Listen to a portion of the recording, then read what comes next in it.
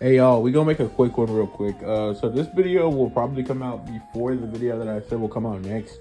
It'll probably just come out randomly. You'll know when it comes out. You're watching it right now, so I won't spend too much time on this intro. Well, we're just gonna say forget it. And yeah, I'm just gonna be going over the top 7 best Cobra Kai fighters. I'm basically saying this right now. The title is gonna say the top 10 best Cobra Kai characters or whatever, but that's not true. The only characters that I'm actually going to care about are the top 7, because after the top seven compared to like 8, 9, and 10 don't matter unless I'm genuinely forgetting somebody. But no, I literally like was making a list, and after I finished that list, I realized something. After 7, I didn't care about any other characters. So yeah, we're just gonna be going over the top 7, but for what I will say, we'll just cover 10, 9, and 8 real quick. So at like 10, I'm just gonna put Devin Lee at 10. I would figure she's like the next best up for this position. If you have a better character to put at 10, go right ahead. I don't really have a problem with this. Just put Devin at 10. I don't really care. At 9, we're just gonna put Dimitri because, well, you know what? We're just gonna put Dimitri at 9. Because once again, none of this matters. 8 is pretty obvious. I'm just gonna put Kwon Jae Sung at 8. Kwon Jae Sung at 8. I know y'all are gonna be like, well, you didn't even really go over like 10 and 9, but I say Devin's 10 because she was able like to, she actually kind of cheated Kenny actually. So you know what? I take that back. We'll put Kenny at 10. We'll say Devin's probably like at 11. We'll say at 9 we have Dimitri because he should just be a little bit better than those two. I just think Kenny had a better performance against Yoon or whatever. Don't really care. Thing is Dimitri sets pretty much relative to Hulk to some degree in season 6 part like 2. So I think that means something because you'll see where Hulk is in this video as we progress. But yeah, so anyways, I'd say Dimitri's like 9. Kwon is 8. I think this is pretty consistent with the narrative of season 6 part 3. If you don't agree with this, pretty sure you probably think Kwon is higher than this, but I don't really think he goes higher than this, mainly because, well, A, he kind of died, and I don't think that makes that much sense. And he has no season 6 part 3 feats. So yeah, if you think Kwon is higher on this list, feel free to put him higher. I don't really care. I'm just gonna say that because he's like, dead, we shouldn't really be putting him higher on the list, bro. That's all I'm gonna say for this reasoning. But if you think Kwon is higher, feel free to put Kwon higher. I don't really care. Now we can actually get on to the part of the video that I genuinely want to talk about, which is the top 7. So if you like time skip this video because you truly do not care about like those other 3 people.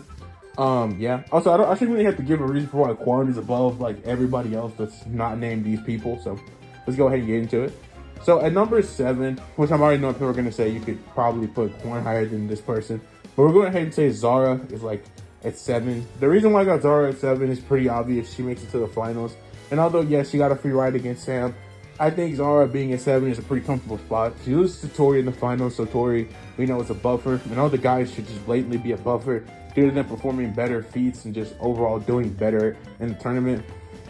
So, yeah. And considering that Tori is also shown inferiority to the males, along with Sam, I think it's just consistent for her to be below all of them. So all I'm really going to give Zara for why she's at 7 is the fact that she was able to somewhat beat a weakened Tori. So yeah, we'll just throw Zara at 7. Moving on from Zara, at number 6 we have Tori Nichols, who was able to easily beat Zara once she locked in, once she got her love amp or whatever the heck you want to call it. So yeah, Tori's just 6 because she's above Zara, because once she locked in, pretty much negative diff Zara. So yeah, she beat her. That's why she's higher. And I bet you're wondering, the person in question who I already mentioned, where is she at? Well, Samantha LaRusso is at our number 5 position. Now, Sam is only here because there's a statement that quite literally says Sam is like the best female fighter. I know some people like to argue the author's fallacy or the author's fallacy for the statement. Now, if you want to say like Tori's better, I made a whole video about it. Go watch it if you really want to go more in depth about it. I said Tori was better based off feats and what we see, but I did have to agree there is a good point since then that Sam quite literally did teach Tori the moves she was kind of using to beat Zara if you go back and watch the fight. So yeah, I don't think it's too like false to say Sam would have won. The only reason Sam probably would have even lost that fight is because she had no reason to fight, and she really didn't care to fight. So yeah, we'll just go ahead and put a W on the board for Sam. So Sam is the 5th best fighter in the entire Cobra Kai series. And that's as far as the kids are concerned. No, obviously not adults. The adults will not be covered on this list. I'll maybe do an adult list, you know, next, or whatever the heck is next. I'm not too sure. But yeah, Sam is our 5th strongest fighter. Let's move on. At number 4, this is when it gets really controversial, but I made it short, which is pretty much following this order for the most part right about now. Where now we have Hawk, and I'm going to quickly explain why Hawk is at number 4. It's not that hard to follow. Hawk is at number 4 because there's a writer statement that says Hawk is basically relative to Miguel to some degree, and the only reason Hawk lost is because, well, A, he was mentally nerfed, and B, he was just too gun-ho and was just too ready to go, and ultimately his attitude is what basically lost him, you know, the fight or whatever, and why he wasn't able to do that. But they claim Hawk never got nerfed, so Hawk is still relative to Miguel. And being relative to Miguel is a good thing, because being relative to Miguel, that should make you better than Sam, because Sam is just not even close to Miguel. So basically what I'm going to say here is 1% of Miguel is good enough to beat Sam. Yeah, there we go. And Tori and Dara, they shouldn't be close because they're below Sam. So yeah, there we go. That's how you get that going.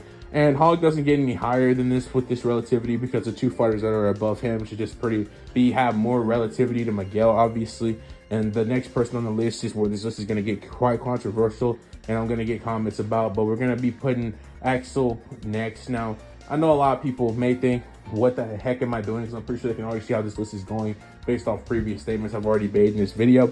But I think it's pretty evident that Axel is the 3rd best fighter in the show. Now, in the edit that I just referenced, that I was just talking about, I need to make it very clear that I did in fact say that Axel was 2nd and not 3rd, but my mind has changed since then very drastically. So let me explain. I'll get more to this when I get to the person above Axel.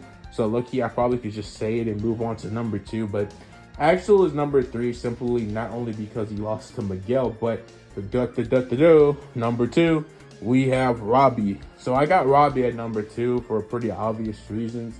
Robbie is just capable of adapting to Axel, and it looked like if Axel didn't cheat to get even higher up and I guess an amp to beat Robbie, he was pretty much probably gonna lose. I feel like Robbie was gonna adapt all the way to him, and they were gonna probably win. But I will say this: Robbie has high relativity to Axel, as we see as he started to adapt to him. Now, obviously not after Axel changed styles, which I guess you could call an amp or whatever. I don't really know what you want to call it. But yeah, when Axel did that, Robbie proceeded to get negative diff pretty easily, until Robbie was like, yeah, let me lock in, and start adapting to him.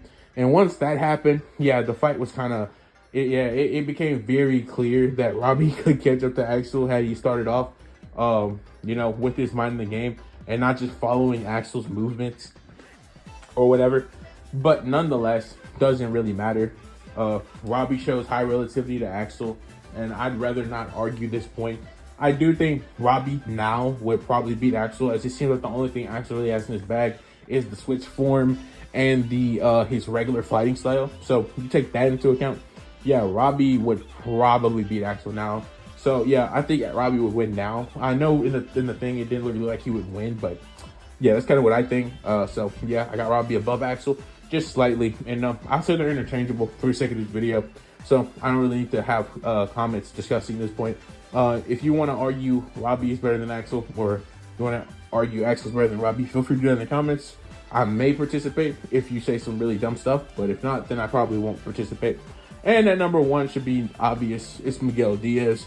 Miguel is the best fighter in the entire world after he wins the Sekai Tekai tournament and beats Axel, the character in question. I know some people are going to say, well, since Miguel beat Axel, Axel should be too, but that's not the case. Robbie was showing high relativity to Axel until he got injured, and probably would have won once again because he had completely adapted to his fighting style and never got a chance to go back out there and show Axel what he can really do after he was completely adapted to him. So yeah, without question, I definitely think it's a good argument. But yeah, Miguel beats Axel, who was relative to Robbie. So if they're going high relative, then Miguel should just be above both of them. It just makes a lot of sense. Miguel relearns Cobra Kai. He relearns Miyagi-Do. He learns more about both styles before he fights Axel. So he gains a major amp, becomes much stronger, and ultimately becomes the best fighter in all of Cobra Kai. If you guys did enjoy this video, please leave a like, comment, subscribe, notification about being informed about new videos whenever we upload them. I'm going to get out of here. Hope you guys have a great day. Hope you get money. Hope you get some food. And yeah, Miguel's the best fighter in the verse. Robbie, he's 2. Axel's 3. Hawk is 4. Sam is 5. At 6, we got Tori. At 7, we got Zara. 8, we got Juan. And 9, we got Dimitri. And at 10, we got Kenny Payne. Yeah, I kind of got to remember Kenny is at 10. Yeah, so anyways, I'm out. I can never say enough. Never say enough. Thank you. And I'll see you on the next one. Deuces, guys.